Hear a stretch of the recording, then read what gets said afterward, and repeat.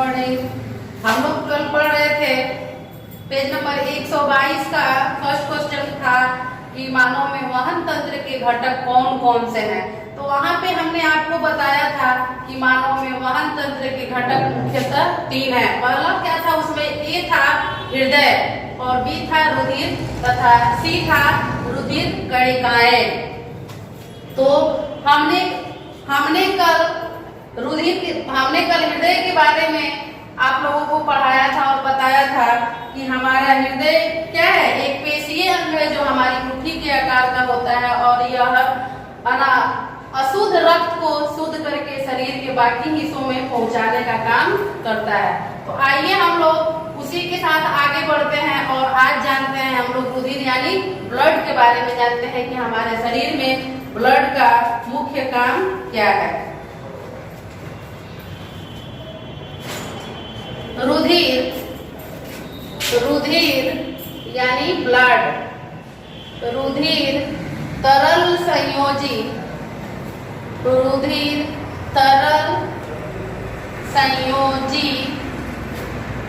अव्यय है। तरल संयोजी अव्यय है जिसमें रुधिर तरल संयोजी अव्यय है जिसमें फर्स्ट प्लाज्मा,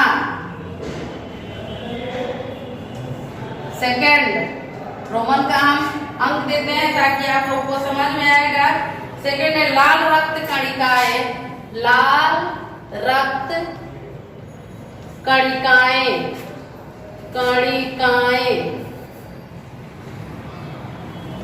लाल रक्त कणिकाएं।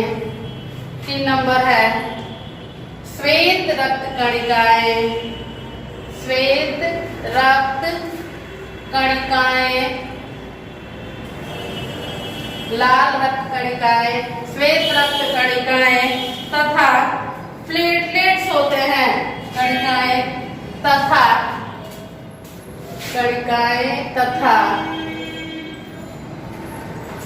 प्लेटलेट्स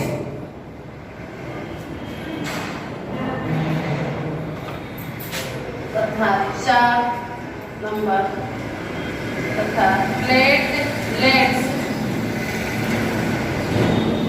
रुधिर तरल संयोजी अवयव है जिसमें लाल प्लाज्मा, लाल रक्त कणिकाएं, श्वेत रक्त कणिकाएं तथा प्लेटलेट्स होते हैं।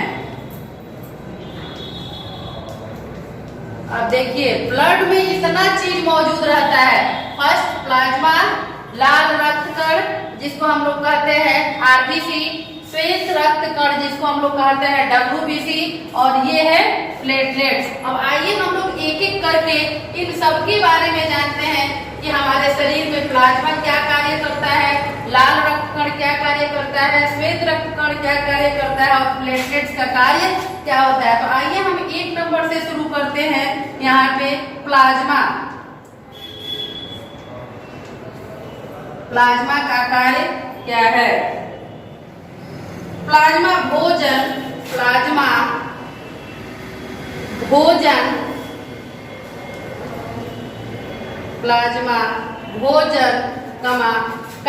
डाइऑक्साइड,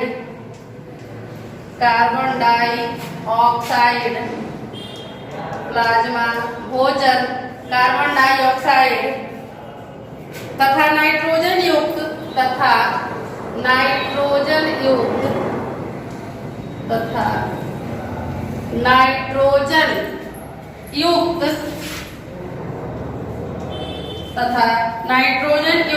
उत्सर्जन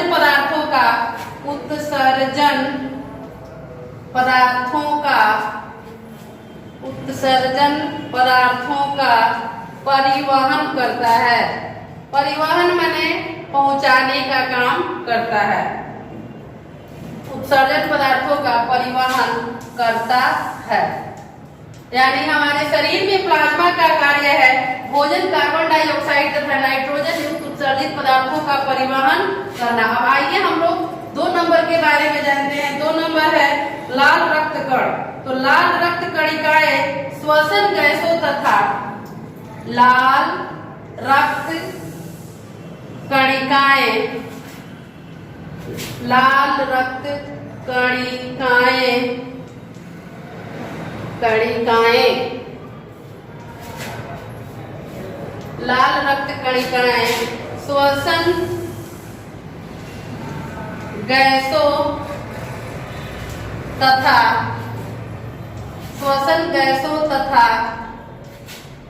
हार्मोनों का परिवहन करती है, हार्मोनों का परिवहन करती है, हार्मोनों का परिवहन करती है। अब आइए हम देखते हैं 3 नंबर कि श्वेत रक्त कणिका क्या कार्य है। श्वेत रक्त कणिकाएं, श्वेत रक्त कणिकाएं, कणिकाएं हमारे शरीर को संक्रमण माने होता है बीमारी। श्वेत रक्त कणिकाएं हमारे शरीर को संक्रमण से बचाती है, संक्रमण से बचाती है।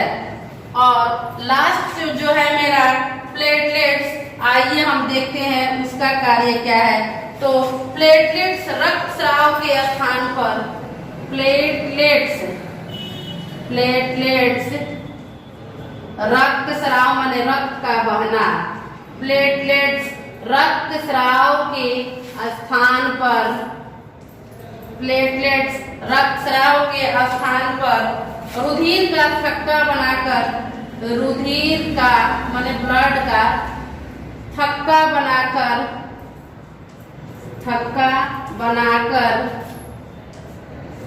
मार्ग माने होता है रास्ता, मार्ग को